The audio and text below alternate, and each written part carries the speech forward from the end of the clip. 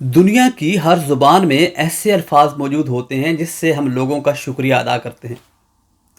English में भी ऐसे बहुत से अल्फाज हैं जिनसे हम लोगों का शुक्रिया अदा कर सकते हैं, लेकिन होता क्या है कि हम एक ही सेंटेंस बोलकर, यानी थैंक यू या थैंक यू वेरी मच या थैंक यू सो मच बोलकर हम अपना काम चला लेते हैं।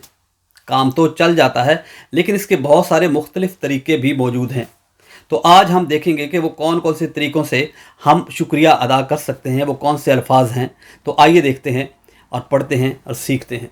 तो नंबर 1 पर है I really appreciate it.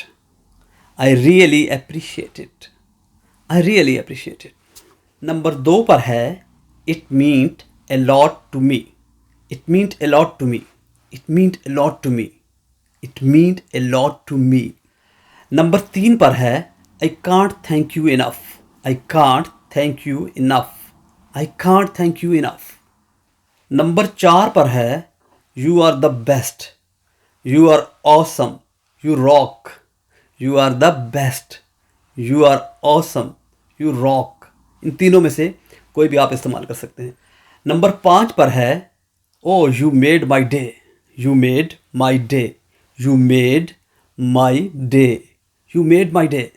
Number 6 पर है I am really grateful to you. I am really grateful to you. I am really grateful to you. Number 7 पर है that's very kind of you. That's very kind of you. That's very kind of you. वैसे तो बहुत सारे अल्फाज हैं जो thank you के अल्टरनेटिव के तौर पे हम इस्तेमाल कर सकते हैं, लेकिन ये चंद एक थे जो आज हमने देखे, जो आज हमने सीखे। तो इनको अगर आप अपनी रोज़मर्रा की बोलचाल में इस्तेमाल करना शुरू कर देंगे तो आपको थैंक यू कहने के कुछ मुख्तलिफ तरीके भी आ जाएंगे और आपकी इंग्लिश भी इम्प्रूव होती जाएगी। तो इजाज़त दीजिए, फिर मिलेंगे।